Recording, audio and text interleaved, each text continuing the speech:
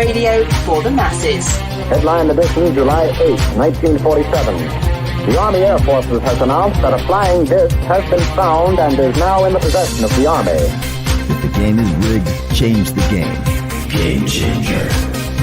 I occasionally think how quickly our differences worldwide would vanish if we were facing an alien threat from outside this world. This is Fade to Black with your host, Jimmy Church, on the Game Changer Radio Network. Good evening. Fade to Black. Today is Tuesday, November 29th, 2022. And tonight, Matthew LaCroix is with us for the first time, our secret history. And we're going to be discussing all of that. He's a passionate writer. He's a researcher who grew up exploring the outdoors of northern New England. And after college, he began studying ancient civilizations, philosophy, quantum mechanics, and history. And at 32, he published his first major book, The Illusion of Us. In 2019, he released his second book entitled The Stage of Time. And he is currently co-writing his third major book. We've been waiting for this for a while with Billy Carson. And it's called The Epic of Humanity. His website is thestageoftime.com. The links for it are below. And I would like to welcome for the first time to Fade to Black, Matthew LaCroix. Matthew. Hey, Jamie, it's great to be here. I've actually wanted to work with you for quite a long time, and I'm glad we can finally connect and have an awesome discussion tonight. Yeah, I really appreciate that. And before we get started, you get the first-time guest disclaimer, Matthew, which is it's just you and I sitting on my couch having a conversation as friends, and where that conversation starts, it starts. Where it ends. But we're going to end as friends. But we're already friends. But we're going to continue that, hopefully, by the end of the show. And now this is what is interesting because for myself, I cover lost history and secret history a lot. It's one of my favorite subjects, and I've been doing this since I was a little kid because things just didn't seem right to me. And I'm talking about, age at 8, 9, 10, it's just things didn't seem right. And that started my journey. And everybody knows I just got back from Egypt, but which is extraordinary in of itself. To visit the country. But when I was a kid, I was like 14 years old, and I was living in Central America in Panama. And we took a trip. It was like the Boys and Girls Club on the Army base, right? And we all got in a school bus, paid $5 each, and had our parents sign off on a permission slip, right? And we drive across Panama. I think we took a train. And then maybe we drove the whole way in a bus. I can't remember. But anyway, so we get to the other side, what's called the Atlantic side, the Gulf of Mexico side, to go visit an old Spanish fort. And it was called Fort San Lorenzo. And here's the trip. When you stand and you don't understand really what's going on, right? But you look around and you see these blocks. Things are worn down, but it's ancient, right? This fort at the time that I was there was probably 400, 500, 600 years old. Cannons is, still there, abandoned. But you just look around, and it's a fascinating thing to see because this isn't the modern school you're going to, or the supermarket, or the shopping mall. It's this ancient structure, and that right there was a clue for what I wanted to do, was to go and explore these sites and figure out our ancient history, because this was virtually in my backyard and I didn't even know it was there. I want you to take me back. Did you encounter stuff like this in New England, growing up, where you just kind of look around and go, man, things aren't what they seem? Yeah, for me, it was, I've always been someone really interested in exploring the world around me. And being in New England and walking around and seeing like ancient stone walls, and you see like a foundation of someone that used to live there hundreds of years ago, but there's not much there left. But it's interesting for people that are inquisitive. You almost like imagine what it would have been like. Who was that lived there? What was their life like? All that's left now is this little foundation of what once was. And it's like there's almost like an echo of what used to exist there if you know what to look for, the remnants of what was left behind. And then by taking that, you can then interpret and say, well, then maybe I believe it looked like this, or it looked like that, or maybe this is what those people were like. And as I got further down and started looking into much older things around the world, outside New England, getting into mysterious sites around the world. I remember being a kid and watching just even the way that they depicted movies of some ancient civilization, like hidden deep in the jungle, covered in just in ruins, right? Something where you just see remnants of it. I remember being completely captivated and blown away by that. Almost the aspect of something that's been gone so long that it's almost forgotten. And then you almost start wondering about, what was that civilization like? What were those people like? And the further down you start down this rabbit hole, it especially becomes interesting when you learn and become privy to an understanding. Well, look, not only is this an ancient site that is maybe documented in some history book or talked about, but how about a certain set of ancient civilizations around the world that are highly sophisticated, that are all connected to a time period that is not even acknowledged by the mainstream, and paints a completely different picture of our story, how far back we go, and this entire lost chapter of our civilization that really speaks to something deep inside about how we used to be. And a lot of the gifts and a lot of the things that we used to know that we no longer know any longer. And I know that people like Graham Hancock have coined the phrase species with amnesia, which is, of course, a great way to say the idea that if you have a civilization that is like a grand civilization that becomes wiped out by catastrophes and thousands of years go by and then nobody remembers them, then we almost forget that we have that entire chapter in our past. And that's what's fascinating to me when I look at this, because it connects to something that is like a much grander story that is a part of us, and it helps expand our understandings of truly like who we are and where we came from. Every culture, right? Every continent has got this same story, doesn't it? We have it here in North and Central and South America, Australia, New Zealand, of course, Europe and Asia, all the way down into Egypt and Africa. Just about soon Antarctica. We're going to find out something there too as well. But every continent, every culture's got some kind of missing origin story. Yeah, and the further we look into that, as things like LiDAR technology using radar, ground penetrating radar to look below things like jungle and look below desert sand, like in Egypt, we're starting to find that, well, look, this is a lot bigger than we thought. This is a lot bigger than we initially had expected to find. And I think that's what's so fascinating, is that not only is the mainstream lumping this into the wrong timeline of our civilizations, the wrong aging, the dating is completely inaccurate, but more importantly, the civilizations that are supposed to exist, say 12,000 years ago or earlier, during this period known as the Younger Dryas and the Pleistocene, that time period we're all taught in school is hunter-gatherers and like primitive people. But what we're actually finding, like you mentioned, Central America, South America, Egypt, throughout Baalbek, Lebanon, Petra, Jordan, Saudi Arabia, Iran, Iraq, right through Southeast Asia, Japan, China, and I could go on and on and on. We're finding these telltale signatures left behind from civilizations that not only were more advanced than we're taught, but were more advanced in some ways than we even are now.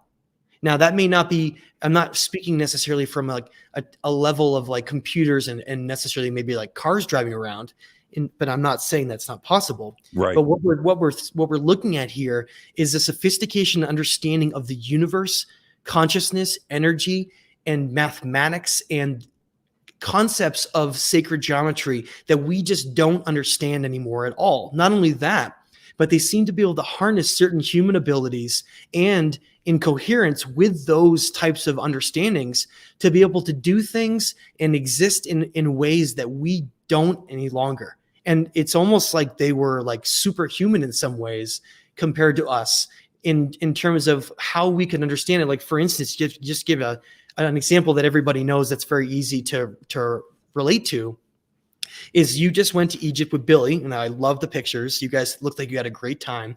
You visited the Great Pyramid of Giza. That is a structure that is 2.5 million megalithic blocks that average between 8 and 15 tons each, okay? But the way that that's constructed, for instance, hundreds of feet up into the king's chamber, these giant megalithic granite blocks that are more than 60 tons each. Mm-hmm. We have no idea how they even got them in there, how they align them so precisely with different star constellations being like basically like a half ratio of our entire Earth connected to like the moon and the sun. These civilizations knew concepts and theories and understandings about our universe and solar system that we cannot even comprehend today. No, and that's fascinating. Yeah, we can't do it. And when you look at something like even the Great Pyramid is a great example, but let's circle back to that because we can spend a lot of time there. But even if we go with traditional dating that's given to us, yeah, the dogma dating, right? But if we go with that, then the Great Pyramid's 5,000 years old, right? It was built around 2700 BC. It's according to that. Okay, so let's just stick with the Orthodox dating. But if we back up 7,000 years before that, 7,000 years, now we've got Göbekli Tepe, and which in a lot of ways, and especially considering the dating that they are giving us, that they're giving us 7,000 years. We really don't know 12,000 years ago, 10,000 BC, 7,000 years before Giza. But if that is indeed the case, hunter-gatherers digging for seeds in the dirt for dinner did not build Göbekli Tepe, right? And that's just if you go off of their thinking and what they are trying to show us. That wasn't a hunter-gatherer in, wearing animal skins, running around with no cognitive skills. I just don't buy into that. And that's the best example, and it's right in front of us. Yeah, and what's fascinating about Göbekli Tepe is it's one of the sites that has been investigated a little bit more than others, but still is only like 5 to 10% fully excavated. Mm-hmm. But what they found that's really fascinating there and in many, many other ancient sites around the world is that when they're digging down through the layers of soil, which is like a chronological viewpoint of history, when they're digging down through them, far down in these layers, they're finding hunter-gatherers way down below that were in that area at some point. But then all of a sudden, in a very small period of time, we're seeing this enormous jump in only a small layer to agriculture and metallurgy and animal husbandry and like civilization literally just emerging out of nowhere, right? Yeah, which is going back to the Great Pyramid, which is what they want us to believe there too as well.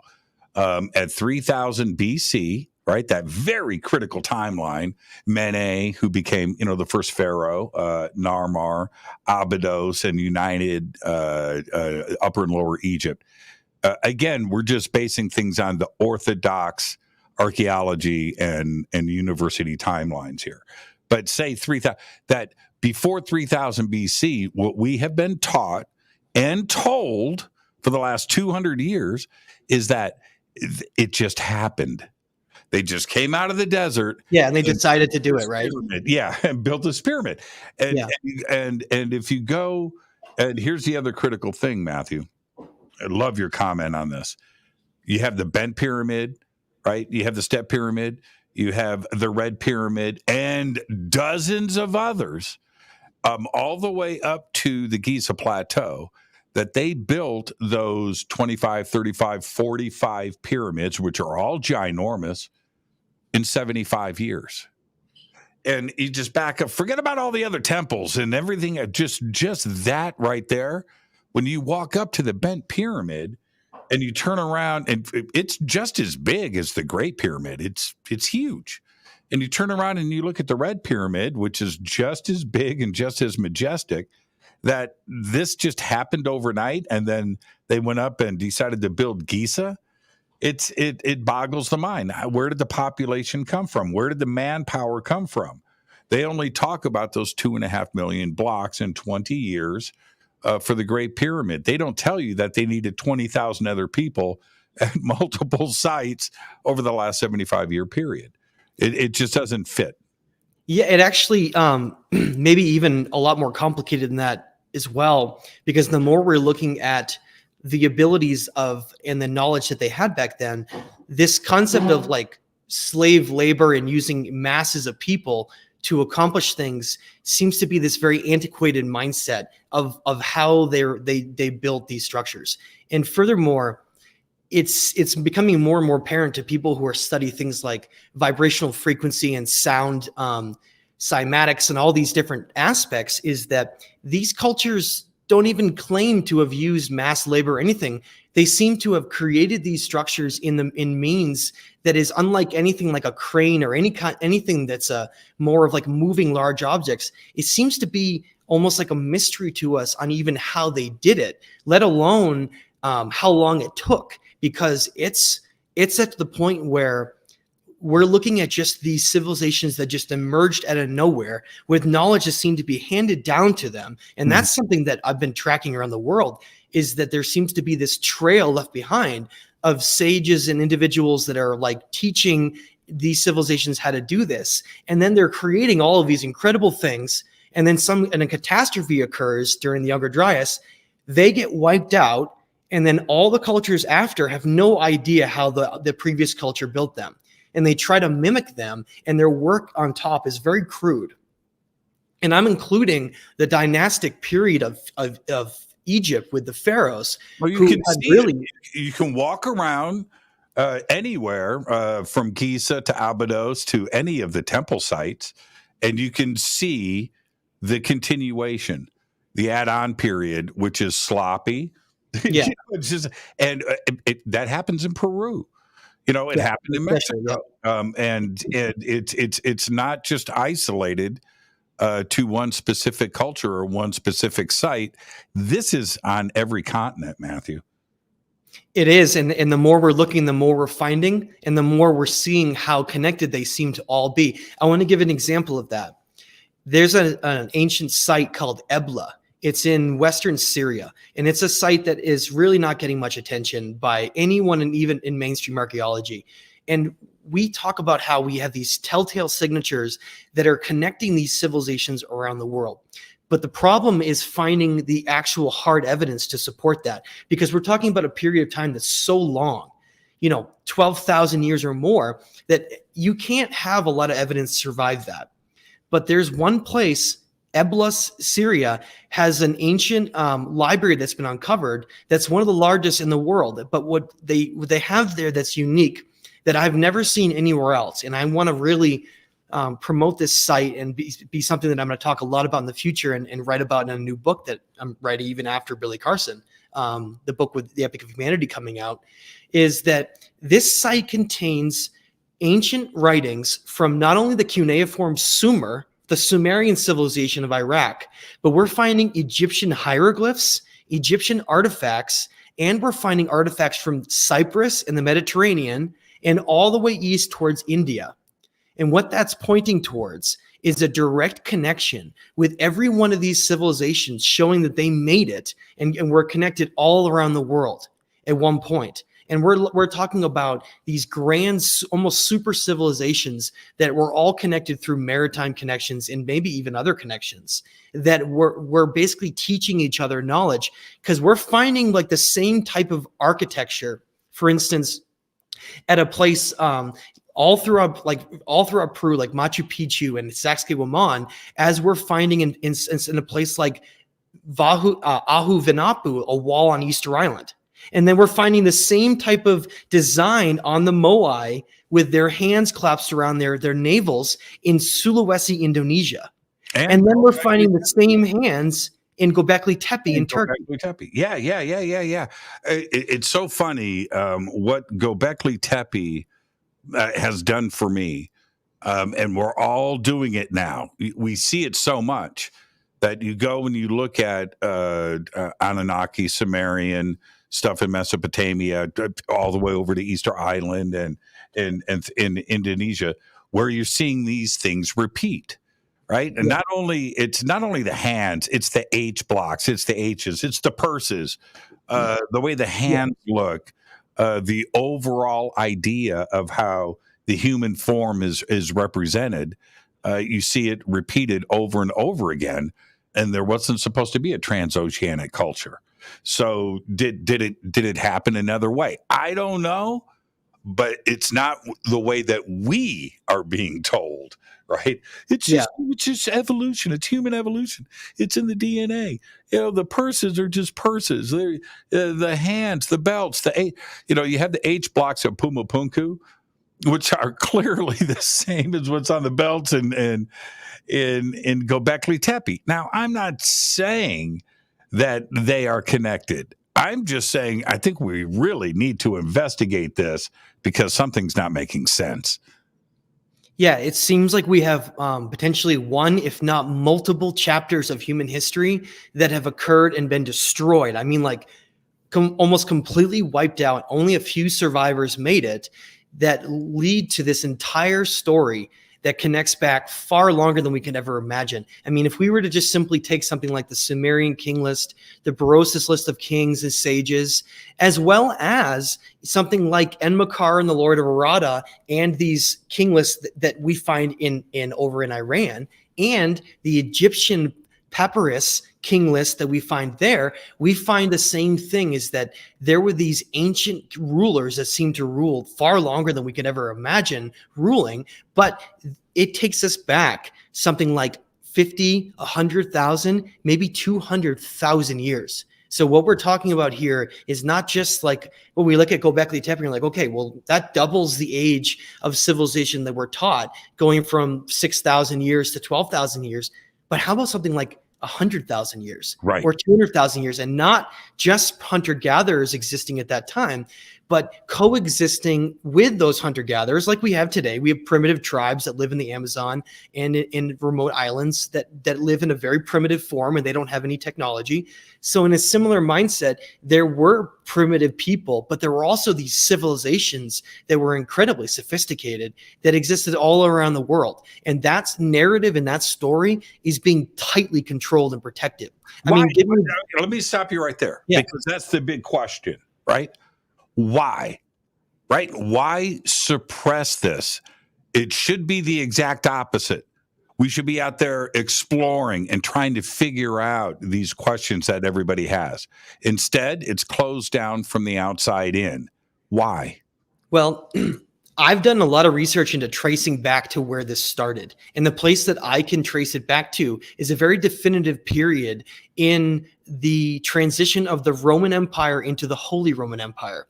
Now, during that period of time, we had a decision made to basically adopt Christianity, because the Roman Empire was non-monotheistic, meaning they had multiple gods at one point they were believing in, and then they changed over to a monotheistic religion that seems to be traced back to just previous to that, Moses and potentially Akhenaten in Egypt. This connection we have there. But the point is, that decision to adopt Christianity as the one true religion and to control religion around the world also came along with controlling the narrative, controlling this narrative that was being taught first through the Old and then in the New Testament of the Bible, of this time period that they say is 6,000 years when all of this occurred.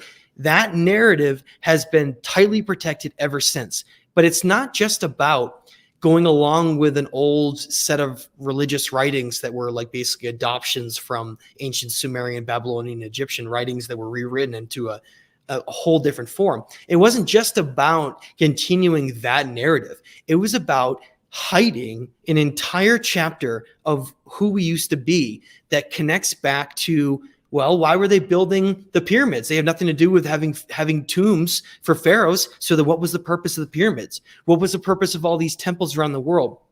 And when people start asking those questions, they find out that it connects to an entirely different side of our human nature that is what is being hidden. Now, that's the true thing that I think is what is being controlled here. Because if we were to realize that consciousness is not derived from the brain, that we are this powerful spiritual being that exists on another multidimensional existence, and that we have all these abilities to manipulate our reality, and that we're a lot more powerful, this entire game we have here, this illusion, would crumble.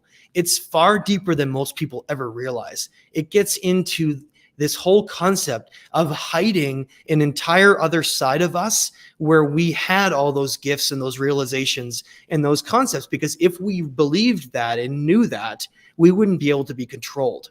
Because there is a control structure here, as you know, with keeping people in a certain kind of mindset of doing certain tasks and believing in certain things. And it's very, very limiting to them, because it's about stripping our power of being creative beings. It really gets into something far more complex than just religion too, because it's something that goes into the deep inherent nature of what truly makes us who we are. Well, and that makes a lot of sense, and I've talked about this quite a bit, because when and we go back to like year 0, 33, 66, right? The wars that went on, the Jewish wars in Jerusalem, and how complex all of that was.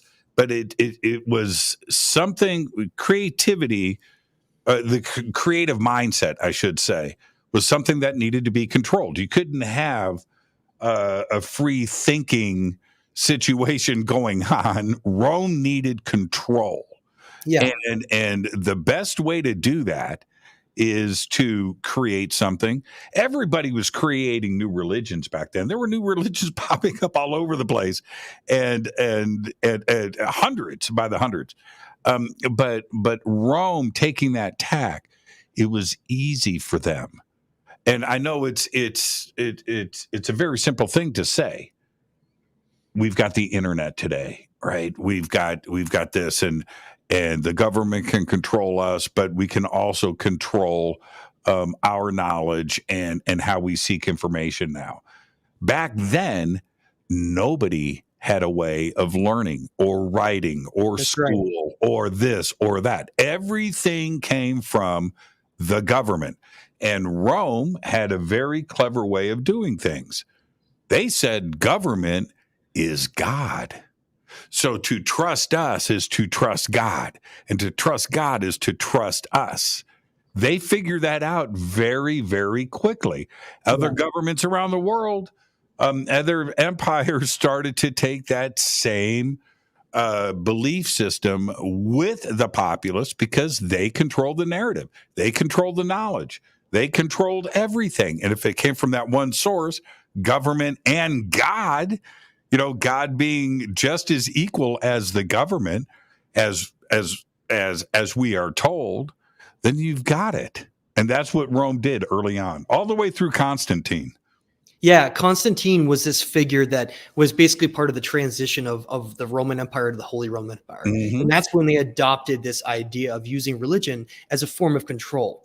By not only, like you said, not only using it to say these are basically like the commandments of God as part of the laws and rules and the mindsets of that government, but they went out and they were very clever. The Roman Empire is the largest empire basically in history, and they were able to go out and conquer any of the remaining groups that still had this knowledge from the past. We know that because they went into Egypt, they ransacked and destroyed Egypt, they burned the Library of Alexandria, they went in and they hunted down the Gnostics. And the reason we know that is because the Gnostics had to hide ancient texts such as like the Nag Hammadi scriptures in an ancient cave along the Nile River.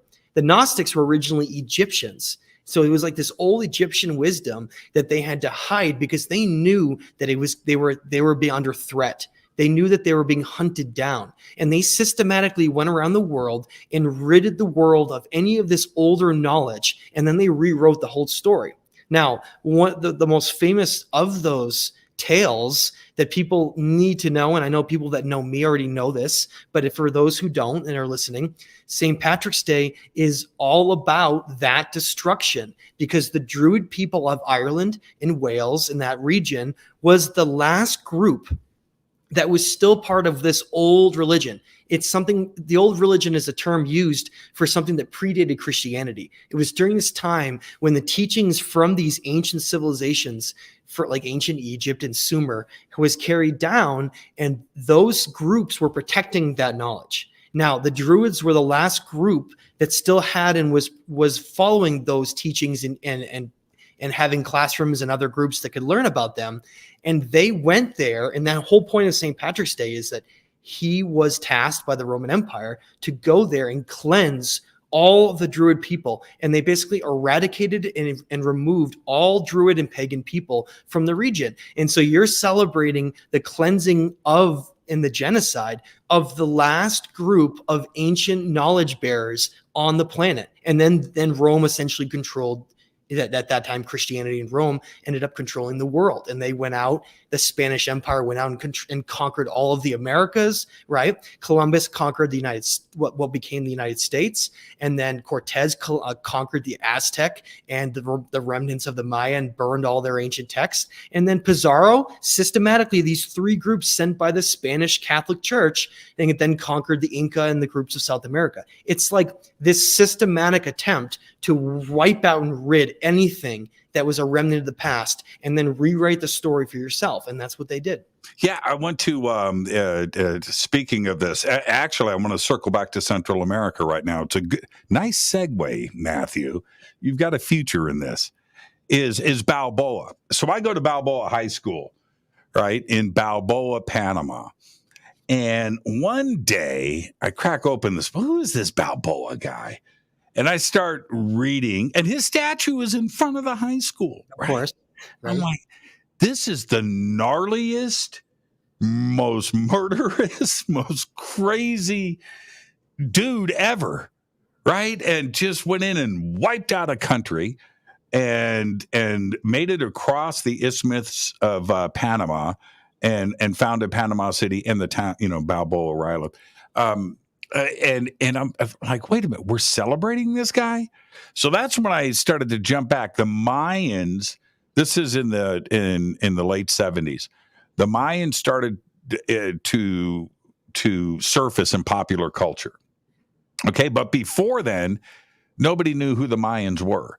In Panama, I'm told, right, this is very early on, see these Indians selling stuff in downtown, their artwork and stuff, and they would come out of nowhere, and I said, those are Mayan Indians. It's like, what? Who, what? So now I'm 15. Matt, this is 77, 78. I go in and start to check this out. That's when I find out about the codexes, right? There's 4, 4.5. That's the only thing that survived. Yeah.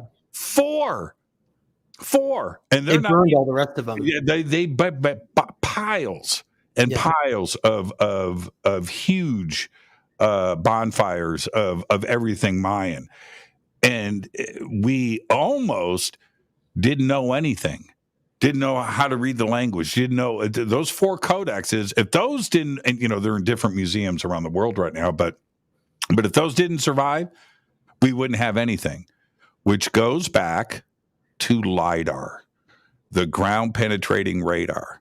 We knew so little about the Mayans. Their entire culture has been overgrown by jungle, right? Just overtaken. And now we're finding more and more stuff, and some of the pyramids and the cities that were covered in jungle canopy, right? Yeah. And it came out. This is, to me, mind-blowing how much amnesia we really have. The Spanish didn't even talk about this. There's 15,000 miles of highway. 15,000 miles of highway in Central America that the Mayans constructed in between their cities that we knew nothing about until 5 years ago, and we were able to use the ground penetrating radar.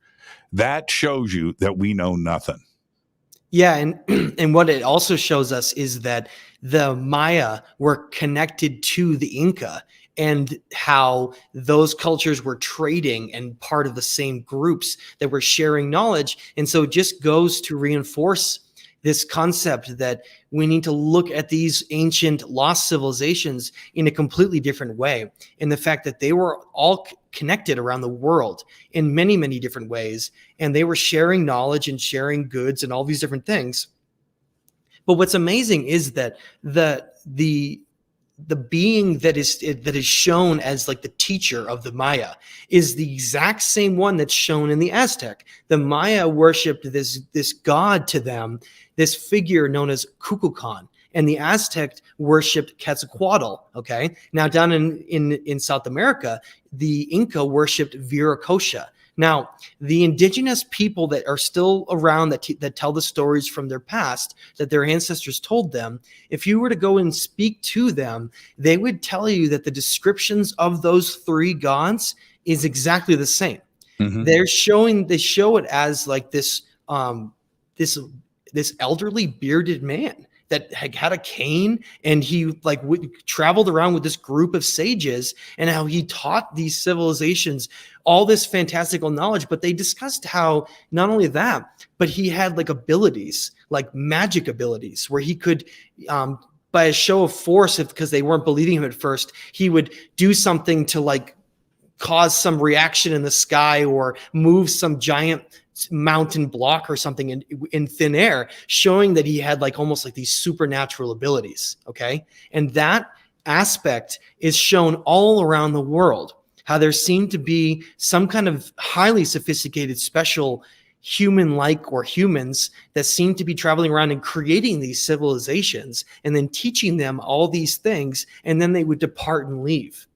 And that is the only reason why Cortez was able to conquer the Aztec.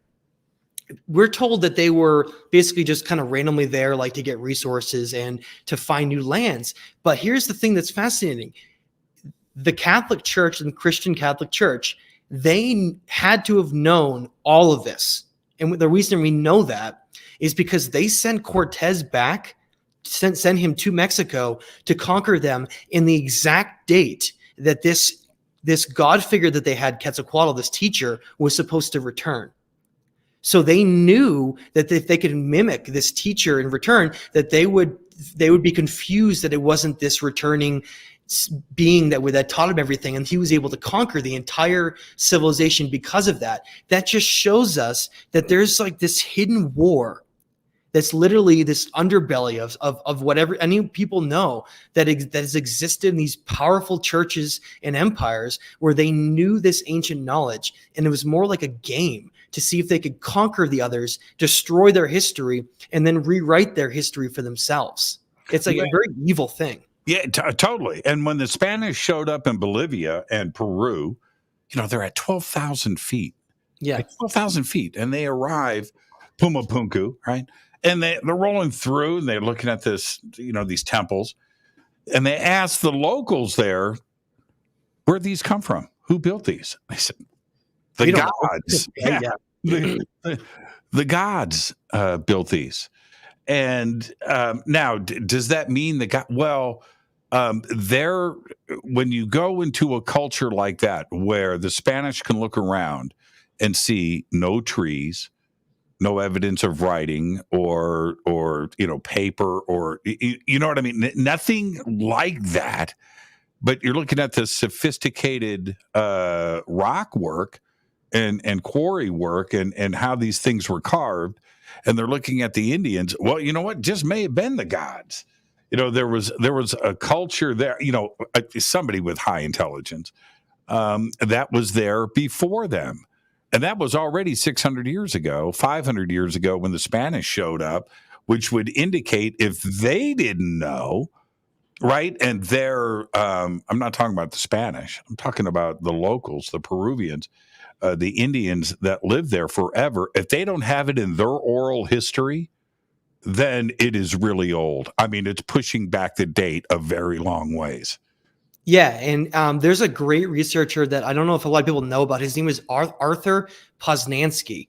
And he was a great man. I think they actually should make a movie about him. He lived quite a life, exploring the Amazon and getting into all kinds of conflicts. But eventually, he ended up spending most of his time in Bolivia, in Pumapunku and Tiwanaku. He had a very open mind. He had a way of going, well, you know what? Wait a minute. We got to think through this 3D here, right? Let's not stay in the now. There's something that goes back millennia, and he had a way of figuring it out. Go ahead, continue. I love that. So he went there and he's investigating Pumapunku and Tiwanaku, that just the areas, especially around Lake Titicaca, and he found what he firmly believed, and then eventually theorized with actual evidence, that it was from he called it a high civilization that existed far before when the now indigenous that were living there at the time had anything to do with that. And he talked about how when he looked at the structures, like for instance, if you go to Pumapunku and you look at the material that those H blocks are made of, it's called something called andesite. And it's one of the hardest stones in the world. And they're carved to such precision that even with our tools today, we couldn't match some of these perfect angles and drill holes that they created. Now, this is something that was done so long ago that Poznański used a number of German researchers and other researchers from the world who went and helped him by aligning things like the Sun Gate and others to two different constellations and the sun, and figuring out that it was a calendar system.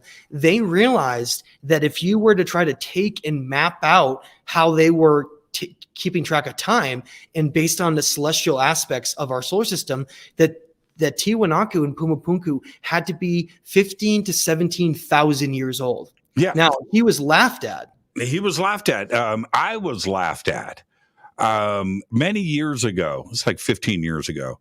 I'm with Michio Kaku, right? What year is this? 2023. So this is around 2009, 2010, 2009. And I go, Michio. Love Michio. I go, Pumapunku. And he goes, what's that? I said, it's the site in Bolivia, right on the border with Peru, that potentially is 15,000 years old. He goes, let me stop you right there. Right? I was like, no, stop. Nothing before the Ice Age. That's it. And I go, but the alignment, I just don't want to hear it. He didn't even want to hear it, huh? No, man, cut me off. Every time I went, but stop. I was like, wow, really? You know, you just wrote this book about ETs and type 1, type 2, type. Yeah. He's famous for that. Yeah. You know, and you think outside of the box, but you don't want to consider this. I don't. There's nothing before the Ice Age. Nothing. I said, all right, okay. And that's what that's what it's like out there in academia. He may in his mind love the idea, but he's not going to talk about it. No, it's a lot deeper than people know. The archaeological and academic community as a whole, because of the whole credentials and spending your life developing a name for yourself and developing the credibility to be whoever you are, it's such a tightly controlled narrative that if you were to try to branch outside of that doctrine, like we're told, the 6,000-year doctrine, if you were to try to branch out of that, you're laughed out. You're basically kicked out of that club. It's like George Carlin joked about, right? It's a big club and you're not in it. It's this club that if you're not adhering to this academic model of our story in terms of when civilization emerged, you lose everything. You lose funding, you lose credibility, you lose all these things. And someone like, I'll give you an example of someone who firsthand that had to learn that and realize that is Robert Schoch. 100%.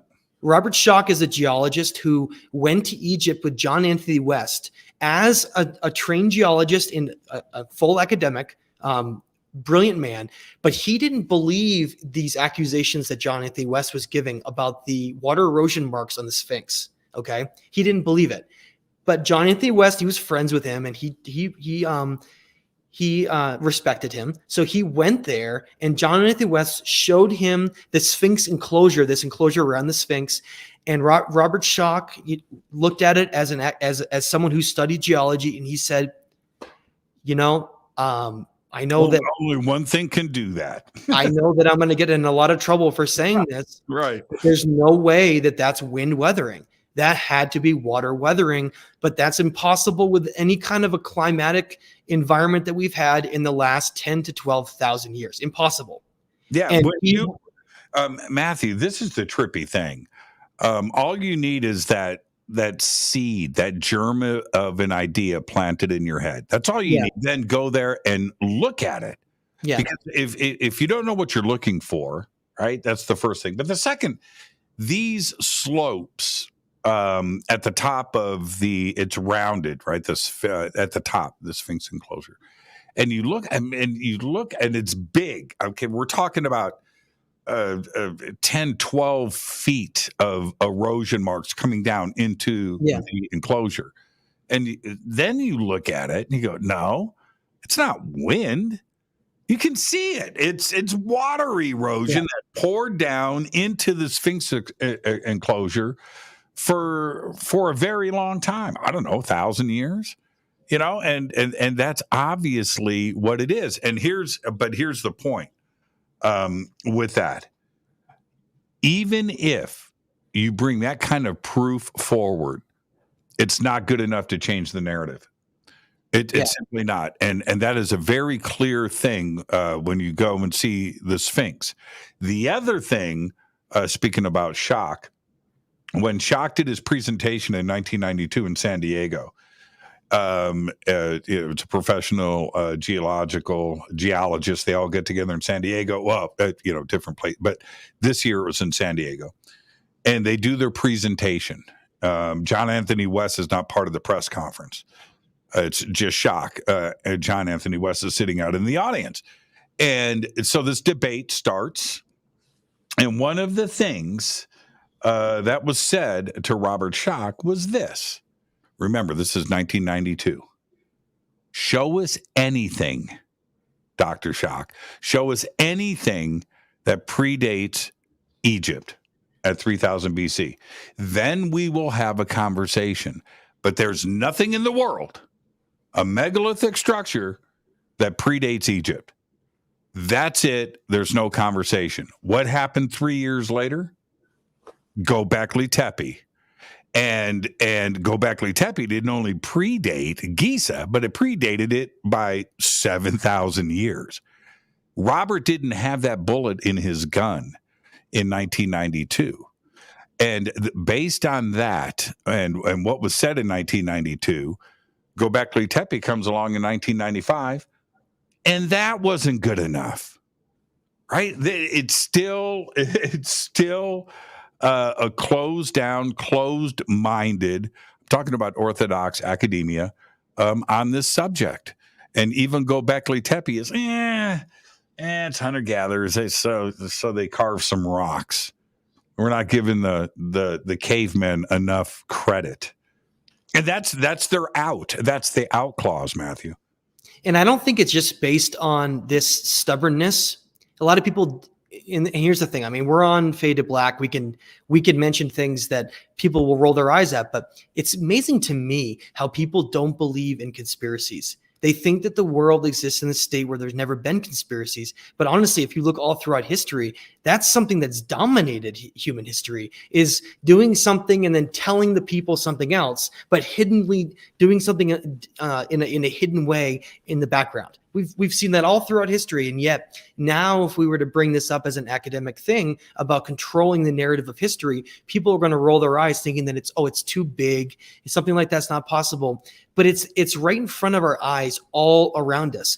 You have someone like Zahi Hawass that takes over Egypt that will literally discover new discoveries throughout Egypt, these anomalies and all these weird technologies like perfectly round drill holes outside of Cairo, Abu Rawash, and all these different places, drill holes that are so perfect that it's like some kind of a diamond tip tool created them, or these saw marks on granite blocks and these weird scoop marks that they had used to take these granite blocks out. And yet we know that the furthest that the civilizations got during the time period that we're told is the Bronze Age. People need to just open their eyes and think about this for a minute.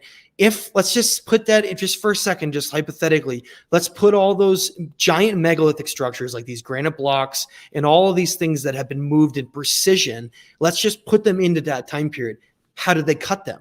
How can you, according to the Mohs hardness scale, if you have something that's a Bronze Age tool, how can you manipulate something that's harder than the tool you're working with? You can't. It's impossible. It's completely impossible. And yet, unfortunately, Robert Schoch didn't have some of that to be able to utilize to back up his argument. But we're finding it, like we said, it's even in Mexico. Mitla, Mexico has giant basalt blocks. The Olmec created all these basalt blocks. Basalt's one of the hardest materials in the world. How did they carve them? How did Tiwanaku and Pumapunku, how did they carve the andesite? How did they carve all the granite blocks at Machu Picchu and Saskatchewan? How did they do that? How did Egypt take granite blocks from Aswan, Egypt, and bring them 500 miles north, supposedly up the Nile River, and then construct these great temples and all these things? Why in Karnak do we have this giant multi-ton block of travertine that's in that temple that can only be found in Turkey, over 1,000 miles away? Yes. And we can't forget about diorite, right? Diorite. And the only thing harder than diorite, it's called diorite for a reason. Diamond. It's like that's it. How are you cutting diorite? You can't even cut diorite with diorite. You know what I mean? Exactly, because it would be the same hardness. You can't manipulate something unless it's a harder material than what you're working with. They both dissolve at the same rate.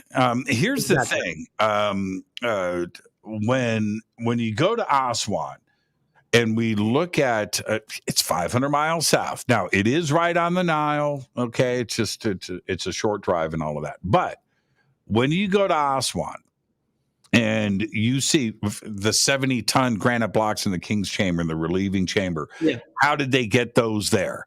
300 feet up, right? Yeah. Okay, so that's an obvious thing.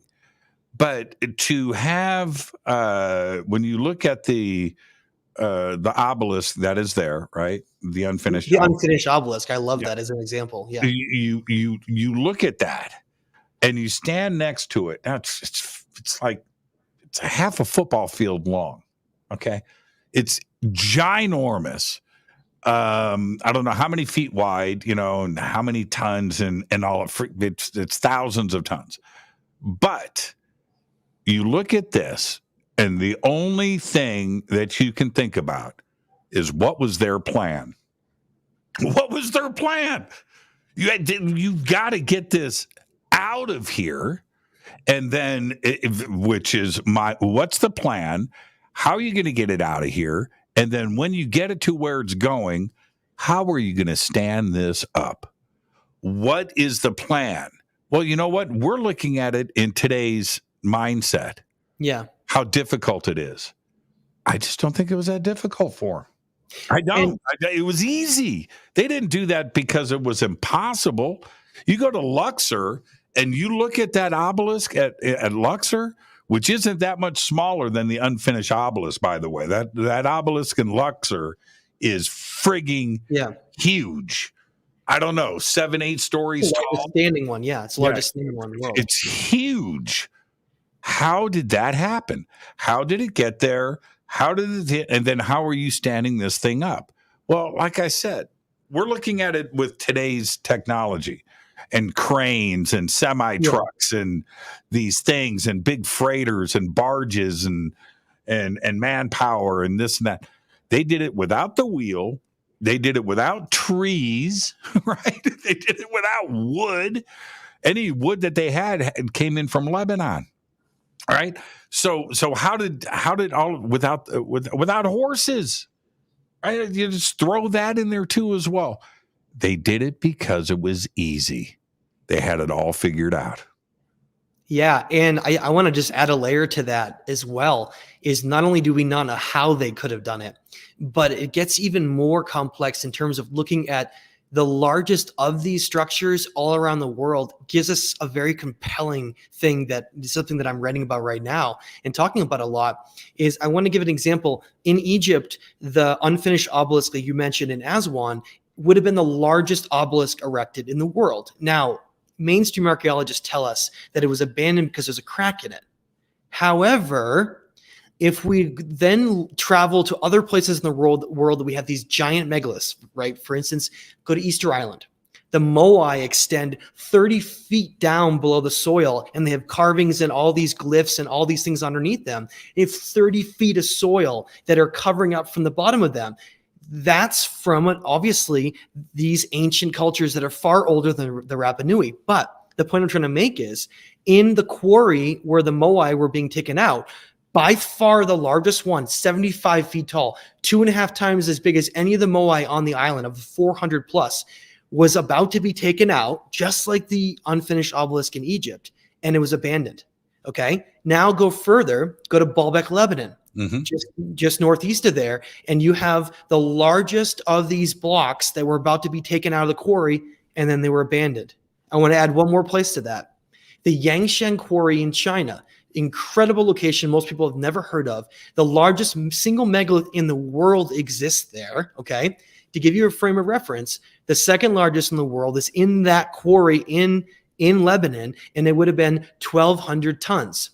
There is the block in Yangshan Quarry that they were about to move and then incorporate into the structures is 16,000 tons. 16,000 tons. 16,000. Now, what do each one of those places have in common? They all have giant megaliths and incredible structures showing that they're highly sophisticated, right? They have knobs on the stones that coordinate and line up to all these places around the world, some kind of a strange frequency technology or something, these weird knob-like figures. But more importantly, it was the largest projects that those civilizations had ever taken on, supposedly at the same time, because I think they were all linked, and then they abandoned all of them.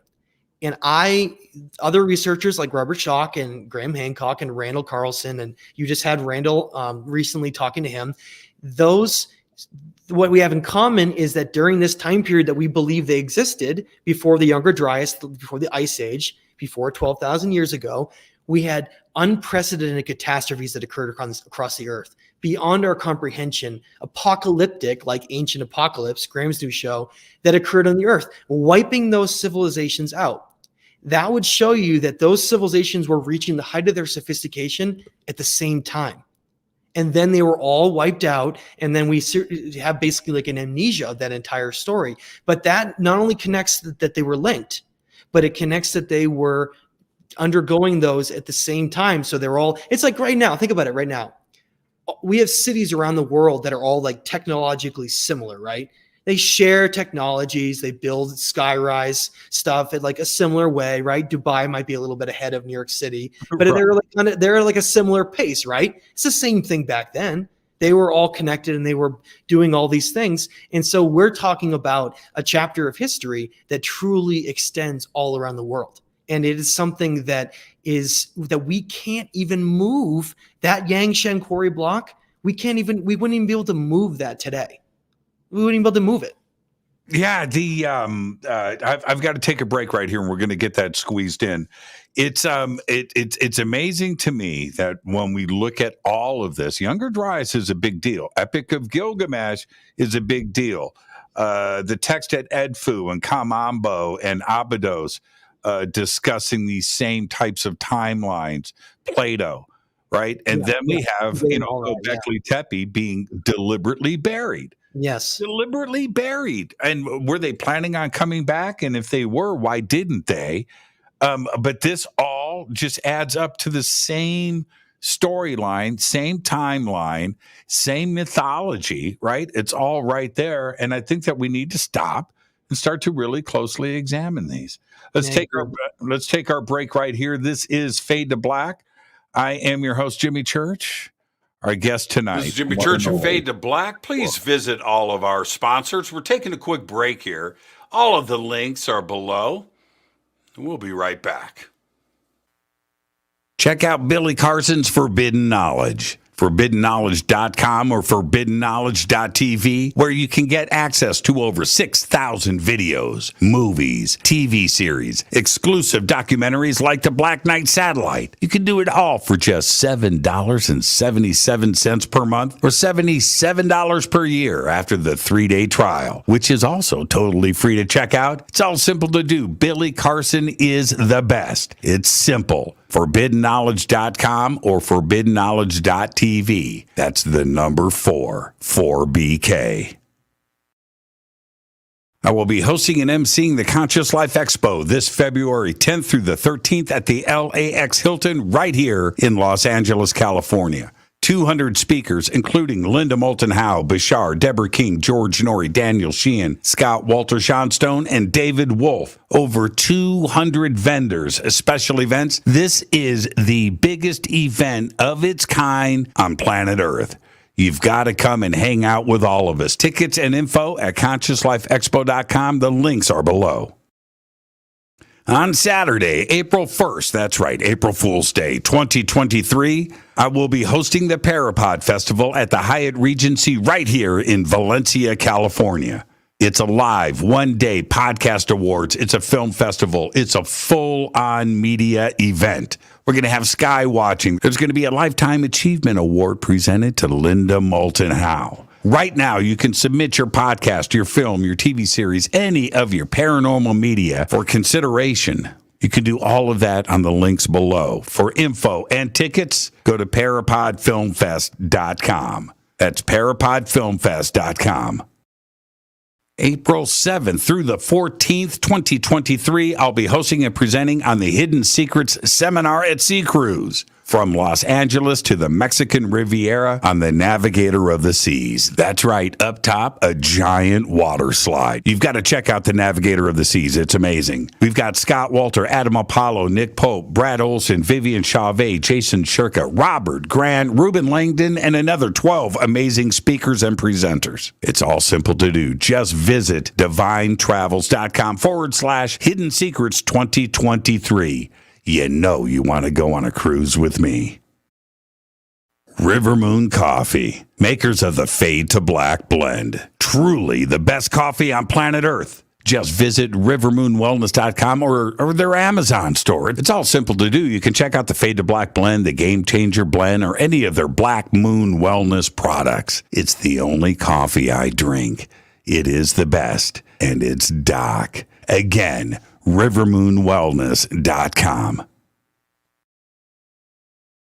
All right. Welcome back. This is Fade to Black. I am your host, Jimmy Church. Our guest tonight, Matthew LaCroix. And Matthew, you're going to be Conscious Life Expo. And here's the thing. I want to talk about that for just a second and what you're going to be talking about there. When you and I first met, I've been following you for a while. But it was really funny. I'm getting the guided tour right through Gaia. It was quite a while ago now, a year and a half. Yeah. And walking through, and there's Matthew sitting at his desk. Jimmy! And I go, yeah? Matthew LaCroix. I'm like, what are you doing here? It was just so funny. I work here. I didn't know.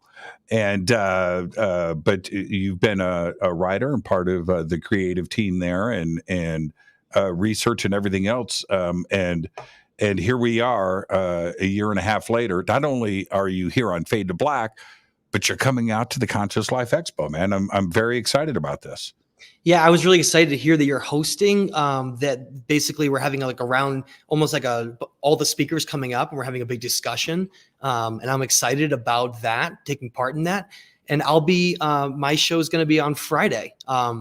Of that 3-day weekend at the Conscious Life Expo. And I'm going to be presenting, expanding on my theories on why these lost civilizations were destroyed around the world, but going in a different direction and with some new data than someone like Graham Hancock or Randall Carlson does, where I believe that there's some other potential catalysts for why these events are cyclically happening on the Earth and in our solar system. So I'm going to be having a whole presentation I'm going to be giving with breaking down data and really providing some of these clues to figure out what happened to this entire last chapter of our history. So I'm looking forward to being there with you for that weekend. Yeah, it's going to be great. Here's the thing. I've been hosting the Conscious Life Expo. I think this is going to be my 9th year, right?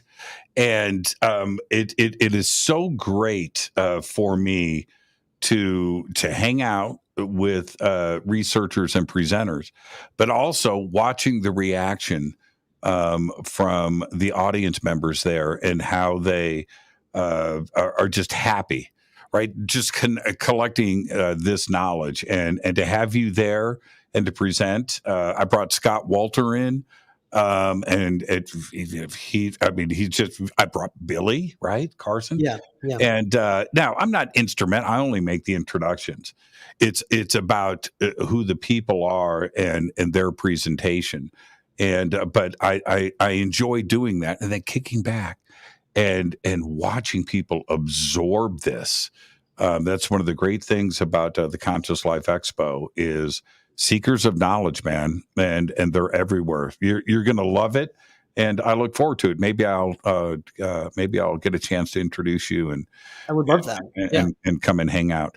Now here's you brought up Ebla earlier, and I'm so glad you did. Ebla, this is my take. All right, Ebla, along with Göbekli Tepe. Ebla is in a very unique part of Syria. It's also just as old, if not older, than the Giza Plateau, right? It's the dating goes back to 3,000, 4,000 BC. It's ginormous, by the way. It is huge, but it's at an area where different cultures can crossroads. Yeah, it's like a crossroads. Yeah. I've always, and it's close to the ocean too, as well. Or not? It's not exactly close, but it's getting there though. It's almost over there. Yeah, it's almost on the Mediterranean, and but I believe that is one of the when you look at or you look at some of the biblical stories of Abraham and what went on in that area, which also connects back to Göbekli Tepe, that it's not that far from Egypt. No. It's really not. Is it walking distance? Well, you know what? Back in the day, you could get it done if you had to. But it's not like it was on the other side of the world. And these sites in that region, going back to Sumer, going to the Euphrates, going into Iraq, Syria, what is now Turkey, Göbekli Tepe, but that was also the Armenian highlands. Göbekli Tepe is not a Turkish site.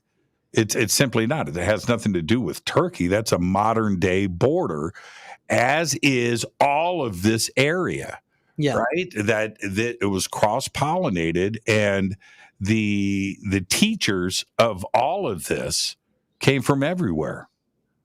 They did, and what's so important about Ebla? First of all, I want to give people a scope of this because I've been doing a lot of research into the site. It's actually, I think it's one of the more important sites in the world that hasn't really been connected in the significance it needs to. They've estimated when archaeologists went in there, only within the last 60 years or 70 years, they went in there and they estimated based on the size of the site that there was a population in the area around Ebla and Ebla itself of over 250,000 people. Just to put that into comprehension, we're talking about an enormous site. And the library that was found there is only second to the Ashurbanipal library that was found in Nineveh by Austin Henry Layard in 1849. Now, that had 30,000 cuneiform tablets from the ancient Sumerians and Akkadians and Babylonians, whereas Ebla had 18,000, almost 20,000. So we're looking at the second largest library in the world. Now, that location, because that location has artifacts and writings from Cyprus, it means that it was connecting to the Mediterranean, right? So we know that's incredibly significant. So now you have connections to like the Baalbek, Lebanon area with the giant megaliths in Baalbek, Lebanon, Then you have Cyprus and the Mediterranean, so you know that that area was connected. Then you have Egyptian hieroglyphs in writings and artifacts from Egypt showing that that's connected. Then you have significant cuneiform tablets from the Sumerian civilization, as well as going all the way into places like Iran and even into India. Now, this is important because not only are those writings far older than mainstream academia gives them credit for. Okay, we're talking about, I do believe that that is a pre-Younger Dryas site.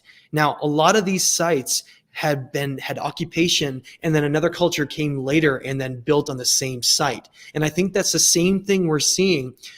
We know that in Egypt, that's the case. We know that all throughout Mesopotamia, through the Sumerian and Akkadian Babylonian civilizations. We know that in Turkey, and we know that in this area of Ebla. But this is what I want to add a segue potentially, or just a connection here for people. I've been looking for a connection with ancient Sumerian civilization with Atlantis. This has been something very difficult for me to find. And I theorize that if we were to look at something like the Ashurbanipal Library and how they found 30,000 cuneiform tablets, today they've only translated, and we have available like 200 or 300. Where's the rest of them? Where's the other 20,000 tablets in there? What do they say? Is there something connecting these other civilizations that they've hidden from us? But that's the thing that's exciting about Ebla, because we know there's a Sumerian connection. We know there's an Egyptian connection, and we know that Egypt had connections to Atlantis. Solon visited Egypt and talked to the temple priestess Sais, and we got an entire story and detailed descriptions of a lost civilization that existed in the Atlantic called Atlantis. And that connection is something that I've been looking for a very, very long time, something tangible to prove that Sumer and Egypt and Atlantis are all connected. And this site finally provides us with the hard evidence to prove that these civilizations not only were all connected, but originally were far older than we're told.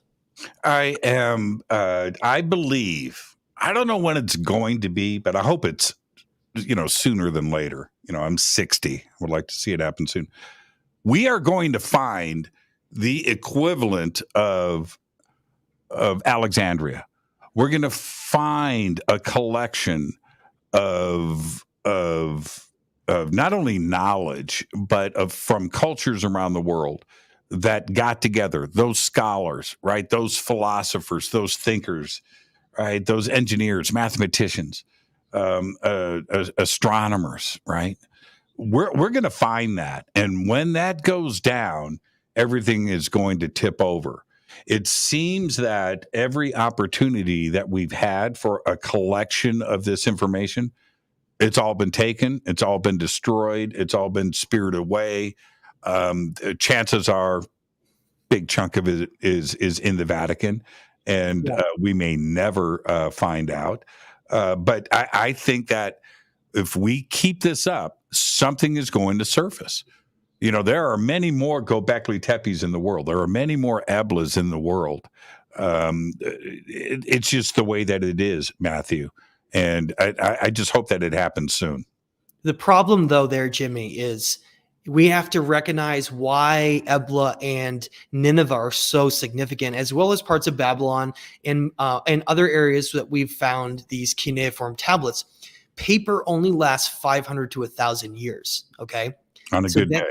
That's the issue. The issue with having something like the Library of Alexandria is that we can only go back so far. That's why cuneiform is the only single form of writing, because it's etched into something, either rock, like the Code of Hammurabi is in a giant stone, which is basically like the commandments that were handed down. If you read that, Hammurabi talks all about how there were these commandments handed down by the gods to him, and he was divinely chosen to rule.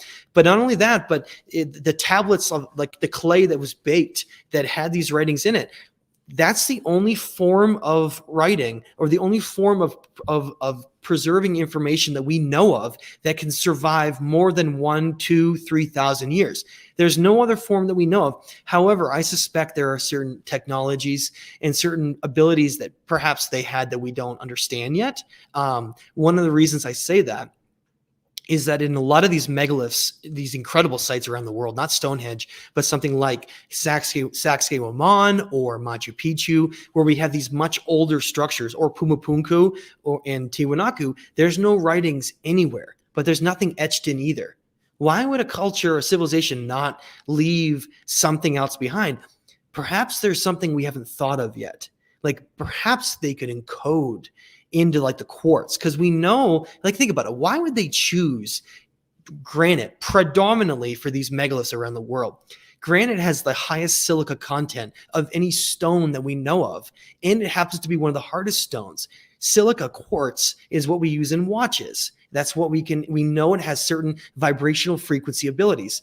Nikola Tesla talked about how crystals are almost like a living entity, and how you can maybe encode something within them, and how they have they can vibrate at a certain frequency. What if there's something we're not thinking of yet, where maybe there is some kind of information encoded in some of these that we just don't understand how to figure out yet? And I want to give it just another example. Look at these giant doorways around the world, the false doorways that go nowhere, like Arumuru in Peru. This incredible T-shaped doorway, by the way, T-shaped, just like the T-shaped pillars of Göbekli Tepe and Menorca, Spain. I don't know if you know about Menorca, Jimmy, but it's just like the blocks we see in Göbekli Tepe. But these doorways that go nowhere, that literally to us it seems like it's impossible. But again, it's like maybe there was some kind of technology where they were gateways and doorways to somewhere else. And we just may not be able to understand how to decipher and understand all of these ancient things that they did. Because if we can't figure out how they cut and moved them, how are we going to figure out the rest of it? When one of the paradigm shifts that I had in Egypt, I had a few of these, but the most extraordinary one was at Dendera, and this priest takes me over. It's on my birthday, by the way. It's pretty cool. To this underground pharaonic lake, right in the middle of the desert, man. Right, middle of the desert, an oasis, like an underground aquifer. And so those were the words he used: pharaonic lake. That's interesting. Right? I've never heard that. And so, oh man, I've got the video. Maybe I'll run it. Pharaonic lake, I like that. Yeah, and so we walk over, and I'm like looking around, like what's he? Where is it? What? And it's nothing here but sand, right? So we walk across. There's these 3 megalithic granite blocks that are slabs that are resting on top of the sand. There's 2, and there's one at the top. It's a friggin' stairway, right? Right. Down in, right? Down underneath the sand. 5 stories, like 50, 60 feet, right down. And so he tells me, now forget about, I don't want to tell the whole story. Just like Serapeum. We've got to, this is old. So anyway, Serapeum, though, still to this day is a mind blowing thing. Anyway, so go down, and he tells me, can't talk. You got to take off your shoes. Okay. No talking. Take off my shoes. So I take off my shoes. We go down, and now, so I go down, I hear the water. I can hear it. I can't see.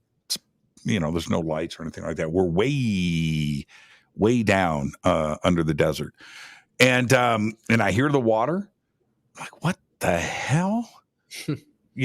And I know it's 110 degrees that I just came from, right? The blazing sun.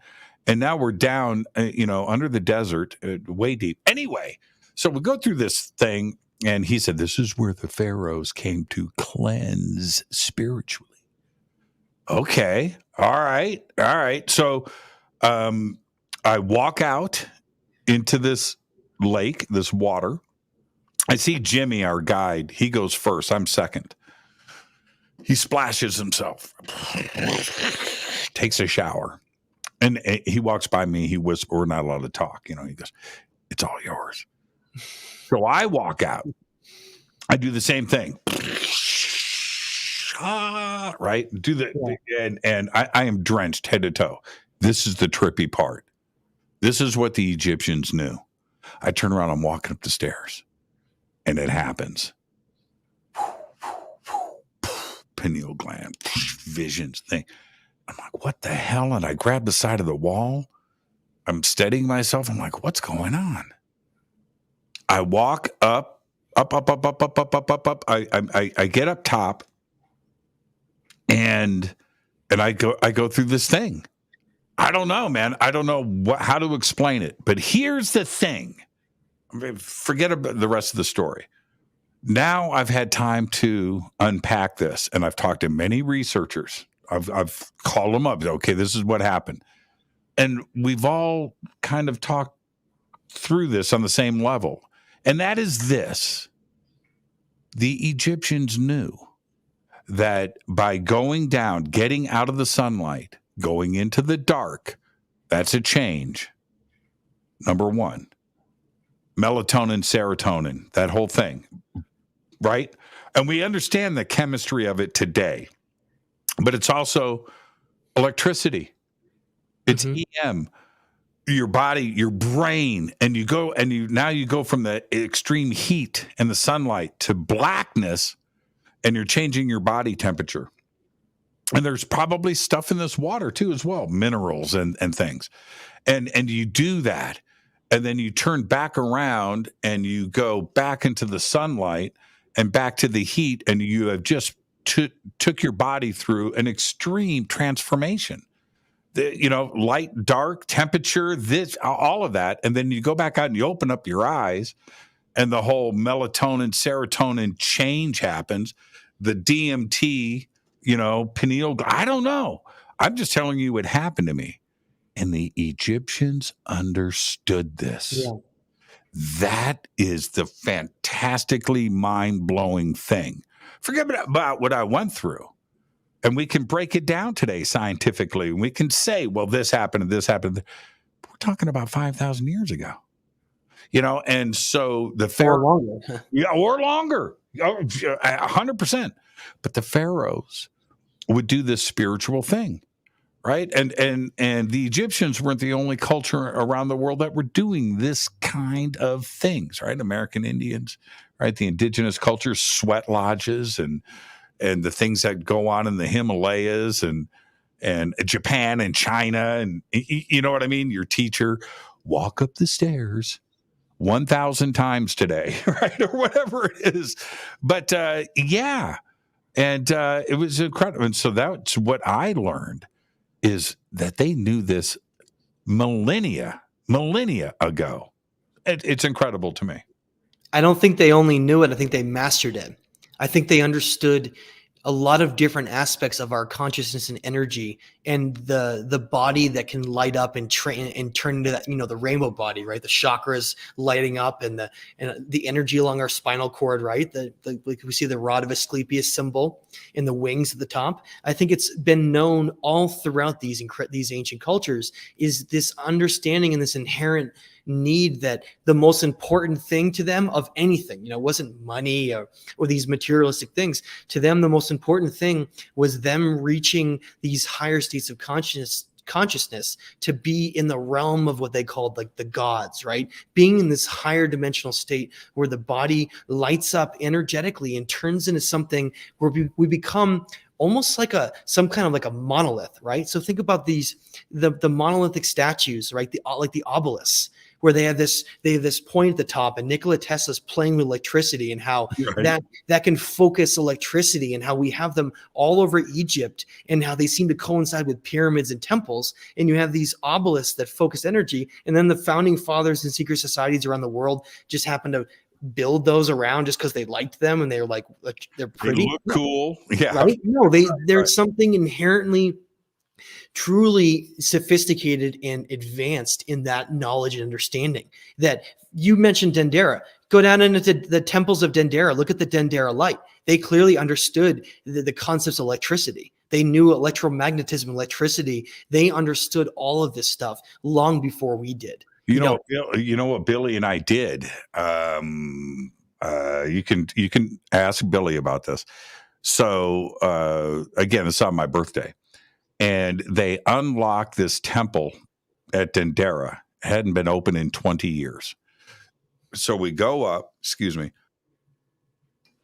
We go up. We're with the priest, and we do a ceremony.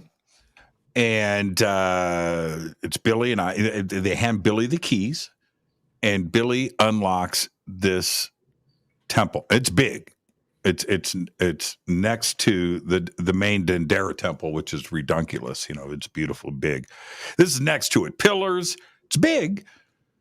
And we walk in. Now, the crypt is in the main Dendera temple, right, with the Dendera light bulb. Now, the priest tells us, okay, this is spiritual. You have to respect the temple. No talking, no technology, no cameras.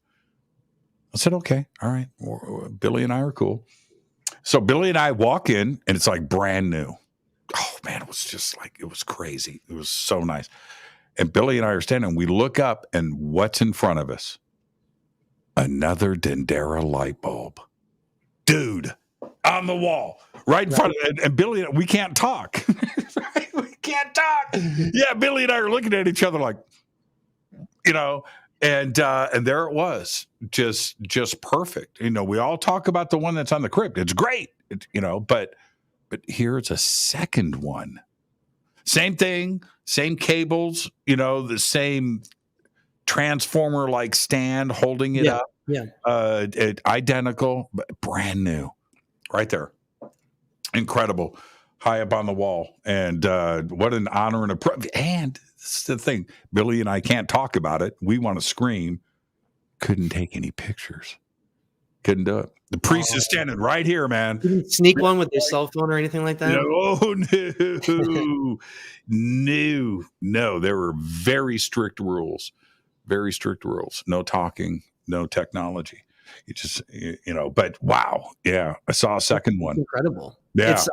I think there's so much more that we're not being shown and hidden. I mean, I want to give you an example, just like something like that is, we had ground penetrating radar and sonar looking at something like the Great Sphinx in front of the paws and around the Great Pyramids, and they identified and they came out in the news. And it's amazing the attention span of people and society is so small and so short that they come out with this. They come out with these announcements. They're like, well, look, we've discovered underground cavities below the Sphinx and below the Great Pyramids.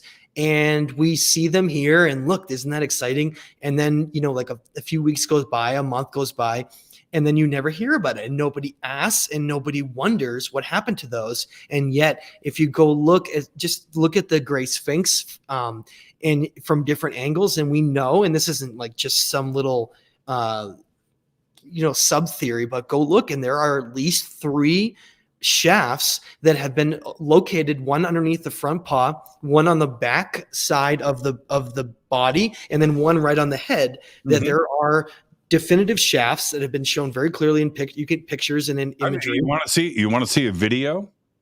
I'll show you a video right now. You want to see a video of it? Can you play it? Can I play it? Here, Okay. Check this out.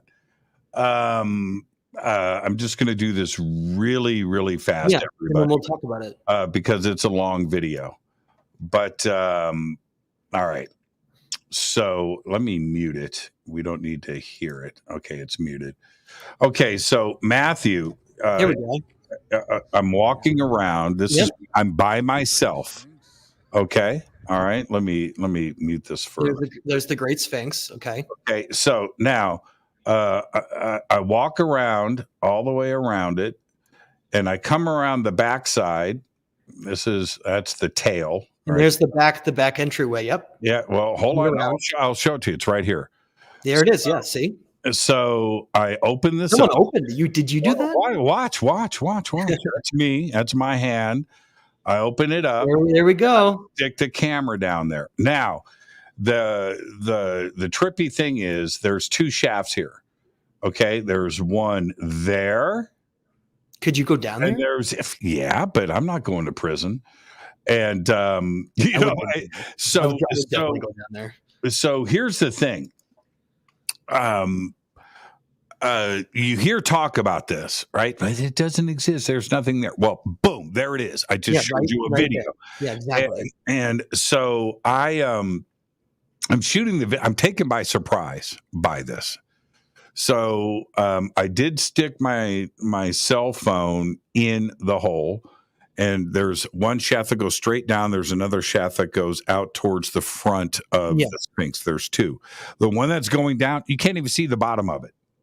Just goes into blackness. And there's one on the head too. Yeah, there's one on the head, which obviously I can't get up to. But I thought about it for about 1 second. Now, I was down there by myself, and somebody walked up, and you can hear him in the video. Somebody comes up from behind me and goes, "Go for it, Jimmy, go." And I go, "No way, no." I would have gone down there. But yeah. You kind of got to respect the privilege of being down there by ourselves. They'll kick you out of Egypt too, and then you can't come back. Yeah, the Egyptian police, which were very cool with us. We had escorts and everything all over Egypt, and they were very cool to us. And so they emptied. There's I don't know, there's 25, 30, 40, 50,000 people on the Giza Plateau. They walk around, they're blowing their whistles. They empty the plateau. Empty it. We are the only people there, period. Why? And so having that privilege of going, because the Sphinx enclosure is closed. You can't go down there during the day. The public's not allowed to go down there. So we have access. The last thing I want to do is get caught, climbing down in that tunnel and getting in trouble. I also did the same thing up at the Great Pyramid. We were the only people there, and it was an amazing experience. And when I came out of the Great Pyramid, I looked around. I'm like, I'm by myself. It's amazing. And I look around. I mean, the Giza Plateau is empty. It's empty. And so I'm alone at the Great Pyramid, and I take out my camera and I shoot this video. But here's the point. I was going to climb that sucker. There's nobody there. It's empty. So I walk all the way down. I'm just like, shooting this video. And I'm looking around. I can see our security team is behind us. There's 5 cops, right? Police, and our 2 private security guys. And they're over there smoking cigarettes. I go all the way to the corner, and then I hear the whistle. They blew it at you? Yeah, they did. I turn around, and it's funny in the video. I'm like, well, I'm signing off now. I was going to turn the corner and start climbing it. Yeah. There was nobody there. That was my plan. And then, you know what? I'm kind of glad I got caught by the police. It just would have been a really bad scene. It would have been... you got to respect the opportunity that they gave us. But to back to your point, though, as I was walking down and looking at, let me pull up this file here. Just stay right there. Let's see. Okay. So again, I'm just going to mute this. There's no reason to have the noise. But as I'm walking, as you can see, I'm completely alone. There's amazing blocks, right? Yep. And so I'm walking, and what I am able to do, as you can see, look, there's not a single person. It's incredible. Nobody there. But when you touch and you look at the stones, and you can see that this first layer, it's above my head, right? Yeah. And but when you go, and I can stop this at any point, and you look at this, okay, I'll just stop it right here. And you look at that, and you think about each stone is perfectly level. These giant rows, I mean, it's 400 feet wide, right? Perfectly level, and you can see it lined up. And so you go up and you do what I'm doing here, which is touching the stones, and then you start to appreciate how this was done. Yeah. It's a WTF moment, Matthew. This isn't, we look at it with modern technology. Look at the grooves and how tight they are. The entire pyramid is this way. They did it because it was easy. They didn't do this because it was hard, and impossible. And to look at just look at that. Look at that. That's just one of 2.5 million stones. And look how perfectly placed and leveled. And it does this all the way up to the top. It just, again, absolutely incredible. But they did it because it was easy. Go back to the beginning of that video really quick. I want you to pause it somewhere. I want to talk about something briefly to the stones. Yeah, so this is where you first look, and then you walk along the edge of it. Keep going for a second. When you turn back towards some of the blocks, where there's those holes. Did you see? You remember that? Yes, some of the blocks have these eroded holes all over them, coming up right here. Yeah. I want to talk about that for a second, because I think it's something that's quite fascinating about this. Yeah, so, I know what you're talking about, and you can see it when I put my hand up right there. Yeah, okay. There's a good spot to start. Now, so one of the things that's fascinating about this, and this ties into the Sphinx enclosure in the water weathering. Okay. Now, there's two camps of theory right now that exist with how this water weathering occurred. Now, we find a very telltale sign that shows us that it's probably not from rainwater. Okay, Jimmy? Now, this is my theory that Greg Braden actually shares as well, that he talks about. And I've done a lot of digging into the archaeological evidence that they've studied especially the Great Pyramid and all three of the Great Pyramids. And what they found was that up to a level of 50 to 100 feet, right there, perfect. Yep. What they found as they were doing analysis of the stones, they took small amounts of the stones and they were studying them, is they found salt crystals, extensive salt across many of the areas on these blocks.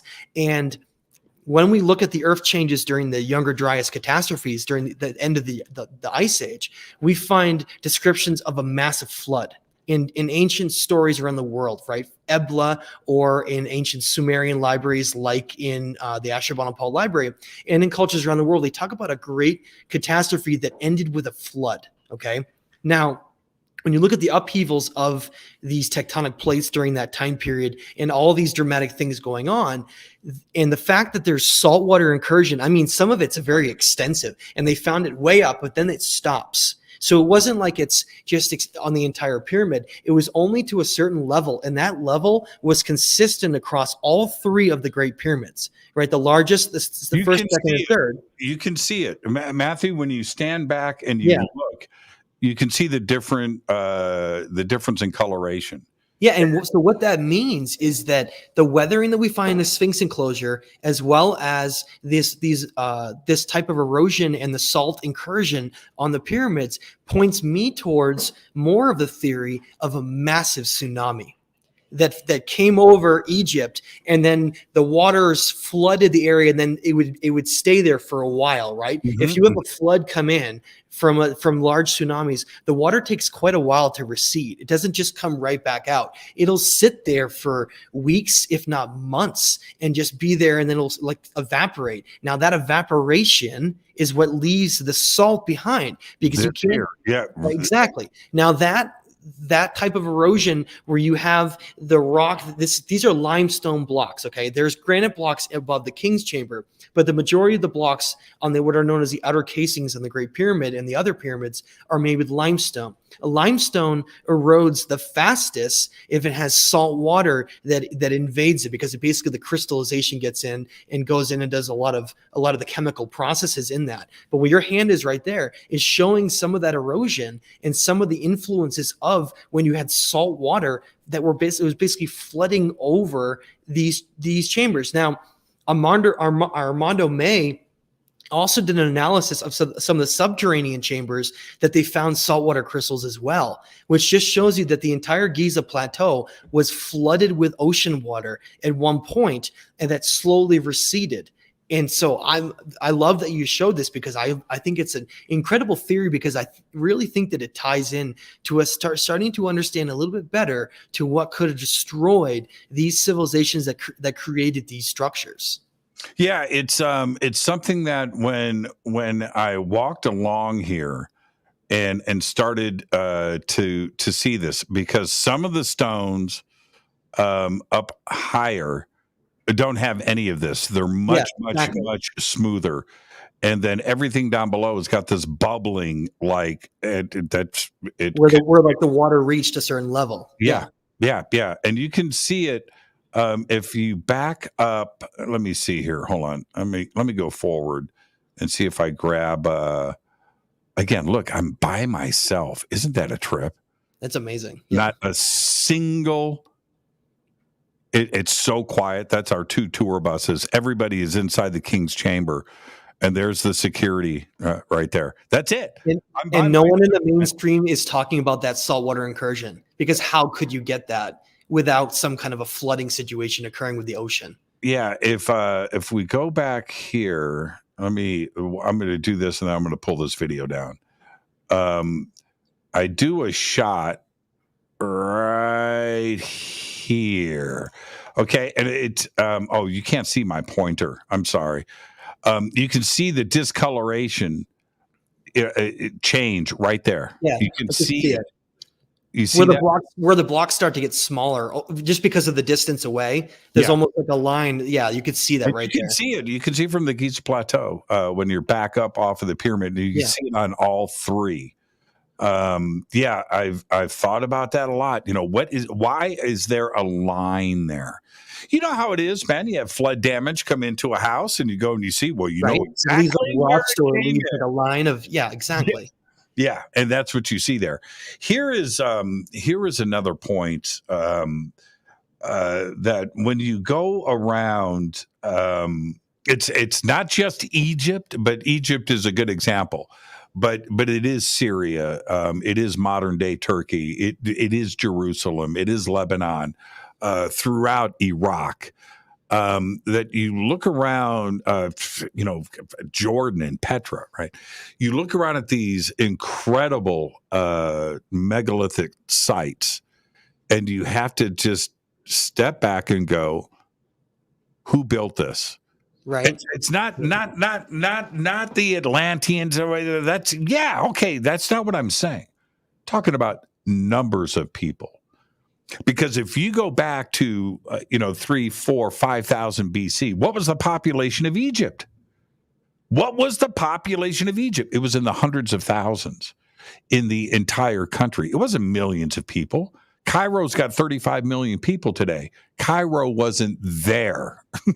Okay, so it was hundreds of thousands of people. So who built it?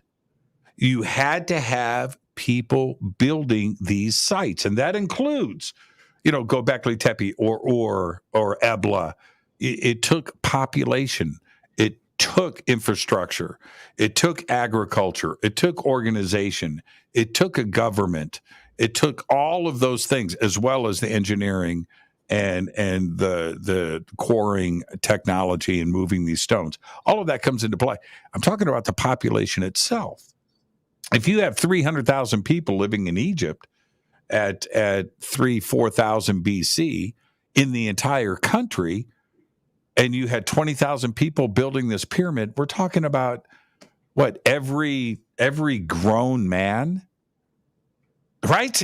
Every grown man in the country. You take out the old people, take out the kids, take out the women, who was left? It doesn't make any sense. And it was going on all over the Middle East and Africa. Yeah, it's definitely from an entirely different chapter of our story, and truly something separated by thousands of years potentially to when another civilization actually emerged. That's right. in those regions. And one of the things that I've been studying is in a place like in the Mesopotamian area of Iraq today, in sites like Eridu and Ur and Uruk and Nineveh and all these places in Babylon, they talk about how there was an older civilization they called, like for instance, Babylon, they called the old Babylon and the new Babylon. And they talked about the same thing for other areas as well, where there was a much older civilization that used to exist there, disappeared, and then another group came in and they would build right on top of the original sites. And so that's what makes archaeology so complex and easy in some ways for these mainstream archaeologists to say, look, this newer civilization that's on top, they built the whole thing. And then that's how they give this false credit to a later culture that was there, like the Hittites or something in the northern Iraq and Turkey area. They don't consider the fact that another culture actually is one who created it. I'm going to give you a great example. Derinkuyu, right? The underground cities of the Cappadocia region of Turkey just happens to be not that far from Göbekli Tepe. Now, Göbekli Tepe is this astronomical library with pillars that represent the constellations of the zodiac. So you have Cygnus in there, the vulture, and you have Scorpio and all these different things that they were tracking the heavens. It was like an astronomical library. And like you mentioned, it was deliberately buried before the catastrophes of these Younger Dryas events to protect it. But the people never came back. They disappeared. But what's fascinating is right next to it is these underground cities called Derinkuyu and the other ones of Cappadocia. Now, archaeologists go in there and they find remnants and artifacts from the Hittite civilization, and they go, look, see, the Hittites are the ones that built it. Right. Except for the fact that the Hittites must have gone in and for at some point had gone in and resided in there for a small amount of time. That doesn't mean that they built it. Just like if we find remnants of the Inca, the primitive Inca work in Machu Picchu on top of like near the Torreon and other areas, that doesn't mean that they're the ones who built it. It's the legends and the stories and the ancient writings state that other cultures would find these sites, and because they were spiritually important and energetically important and historically and religiously important to them, they would build on top of them. And that's why, give an example like Baalbek, Lebanon, we're told that the Romans built it just because they built on top of it. They put some pillars on top of it, and and those it was the best foundation stone that they. I mean, can you imagine rolling into Baalbek going, well, yeah, let's build a temple here because these stones are already in place. And let's go back to, you didn't bring up the Great Pyramid though. The underground chamber, the Great Pyramid. Yeah, that was already there. They didn't build that for the Great Pyramid.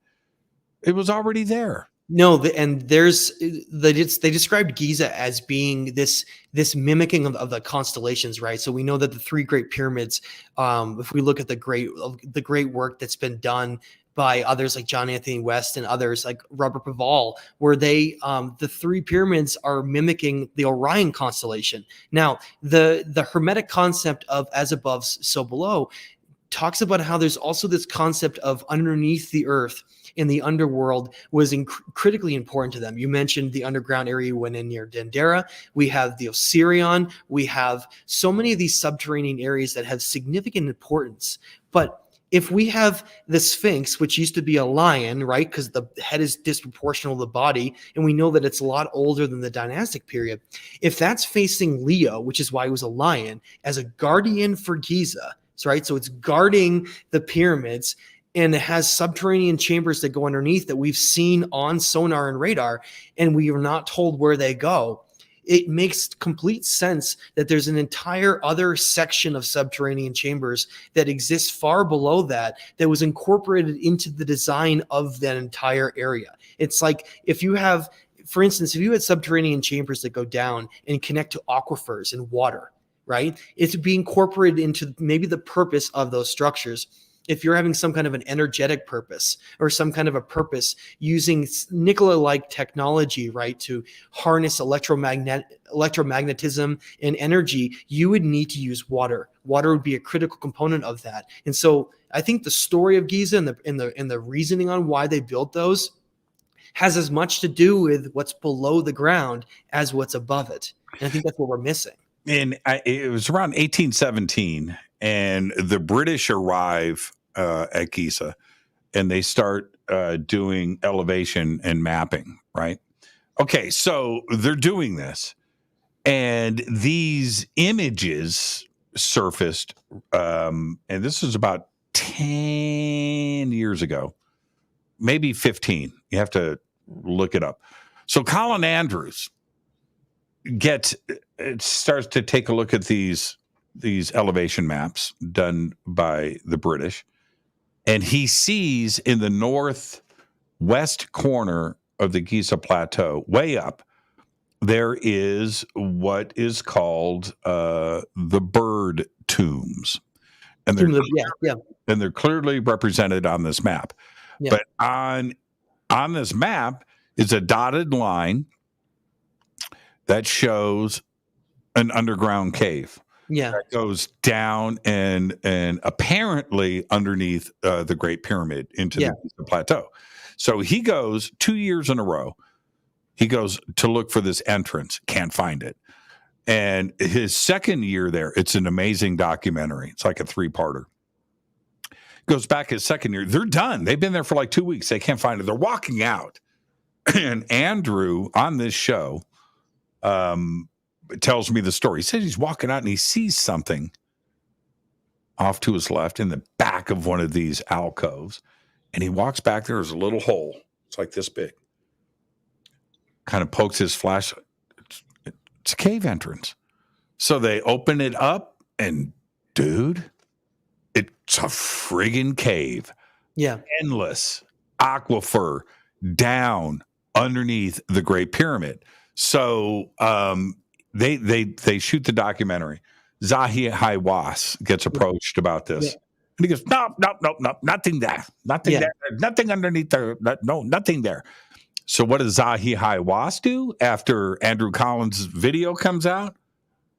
National Geographic, right? They come in and they shoot their own documentary about this. Now, there is a tremendous aquifer and cave system underneath the Giza Plateau that until just recently, Zahi and the Egyptian Antiquities Council denied ever existed. Well, now we know that it does, and it is there, but the British mapped it 200 years ago. And now, before we run out of time, Matthew, we talked about all of these sites.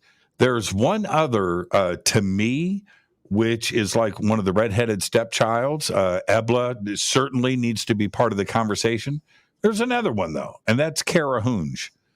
And Karahunj in Armenia, current Armenia, in the country of Armenia today, has been dated to 8,000 BC. And Karahunj in Armenian is translated to Stonehenge. That's what it means. And this predates Stonehenge by 5,000 years. Yeah. 5,000. Okay. One of the most elegant astronomical alignment observatory Stonehenge type sites in the world. And what's different about this, and even Göbekli Tepe, and what's different with Stonehenge is the pillars there have holes in them. And you line up the two pillars, and you line up the holes, and you're looking at stars and constellations. Yeah. And it's incredible. And they've also found evidence of metallurgy. Yeah. The oldest bronze sword in the world, which is in Venice, Italy, at the Armenian church there. It's a gift. It's Armenian, came out of Armenia, and it's 7,000 years old, way before the Bronze Age, right? And so there's evidence of that, but it's a hard site to get to, and it doesn't have the hip Stonehenge thing to it. That's also the problem with Göbekli Tepe, difficult to get to, and it's not Stonehenge and it's not the Great Pyramid. Therefore, right, it doesn't get it attention deserves. Yeah. The attention, and Karahunj is right there, man. I think it is a remarkable site, and it's a game changer, but nobody talks about it. Well, and we know that the Armenian highlands are very important and connected to the Mesopotamian civilizations because when we look at the Atrahasis and we look at the stories of how they survived that great deluge, it discusses how they landed in that area after these catastrophes occurred, and that was an area that was migrated to and went to because it was such a high up elevated area that a lot of the people either went to places like that or underground to survive some of these events. And so I know that Freddie Silva is doing a lot of work in Armenia and it's and uncovering some of those ancient sites as well. And so the scope, Jimmy, the scope of these ancient lost civilizations and where they were is just growing and growing all the time. And there's a new site in Turkey that most people have never heard of called Zerkapi Tepe. That's another incredible site. But unlike Göbekli Tepe and other areas, it has giant megaliths and it has like precise drill holes in all these different areas. So we're seeing, and it has cuneiform writing, we're seeing connections that just keep expanding this narrative and these influences and the sophistication broader and broader. And so we really can't be closed-minded to this this lost history of us and how far back our secret history truly goes. Yeah, well, the Armenian highlands, which went from the Mediterranean Sea to the Black Sea to the Caspian Sea, it was one of the biggest empires of its day.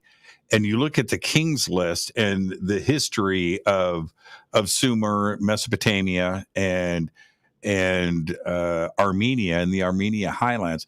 The original kings, Armenia.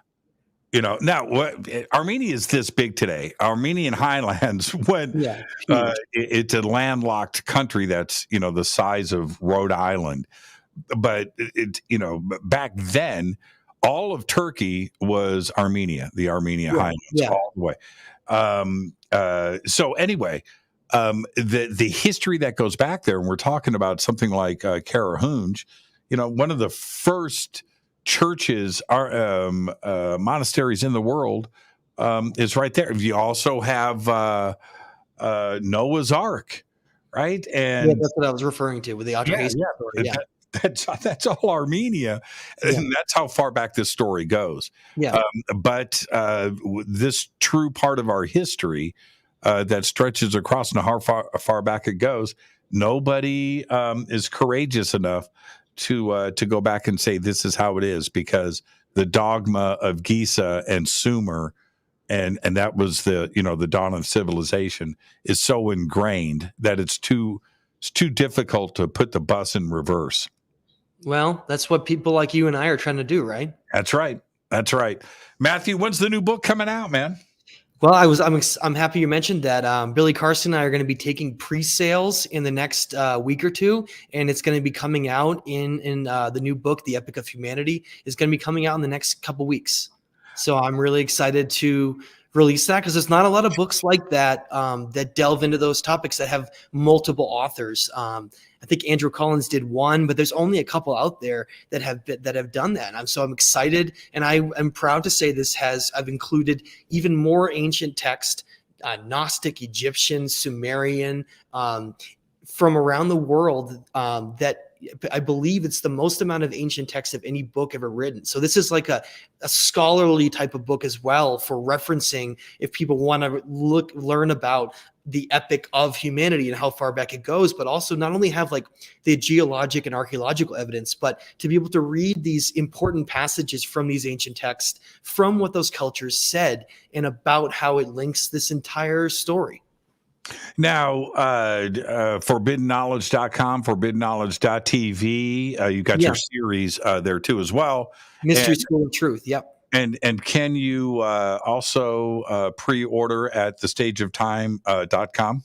It's not the new book is The Epic of Humanity is not out yet for pre-order, but it's going to be soon. And so look for that announcement. The cover art's already done. I got to give huge props to Billy and his team. The artwork is beautiful. It's an incredible looking cover that they put together and made. And so we'll let everybody know when pre-orders are ready to go. But I'm really excited for people to see a project that's been in the making for 2.5 years. Yes, it has. I've been waiting for it. And so we'll get it all out there on social media, and I already know the cover is amazing because Billy don't play. Matthew, Yeah. And hopefully we can come back on with Billy, and I can come on with you and like talk about it. And absolutely, man, absolutely. Looking forward to it. And again, thank you, Matthew. Great conversation tonight. I've been looking forward. Appreciate it. I've been looking forward to tonight for a very long time, and man, just incredible. Looking forward to having you back on with us, my friend. I can't wait. I'm looking forward to it. And in between then and now, at least you and I are going to be together at the Conscious Life Expo. And I hope people can come out and see that because that's going to be a great event. That's February 2023. Don't miss it. February 10th through the 13th at the LAX Hilton right here in Los Angeles, California. And I'll be February 10th. So, yeah. Behave, my friend. Have a good night, Jimmy. Thanks. Good talking to you. Great talking to you, Matthew LaCroix. And with that, we just went toe to toe. We went beginning to end. Absolutely amazing conversation. Thank you so much, Matthew. Behave and be well out there. And another great night. Now, tomorrow night on the show, John Greenwald Jr. is going to be with us. So I'll see everybody tomorrow night. We'll be doing the updates for the Black Vault. Fade to Black is produced by Hilton J. Palm Renee. Thank you to Dennis and Kevin. Webmaster is Drew the Geek. The music you're listening to right now, Doug Aldrich. Intro is Spaceboy. Spaceboymusic.com. Fade to Black is produced by KJCR for the Game Changer Network. And this broadcast is owned and copyrighted 2022 by Fade to Black and the Game Changer Network, Inc. It cannot be rebroadcast, downloaded, copied, or used anywhere in the known universe without written permission from Fade to Black and the Game Changer Network. I'm your host, Jimmy Church. Tomorrow night, John Greenwald Jr., the Black Vault. Until then, I want everybody to be safe. Go back, Lee Tappy.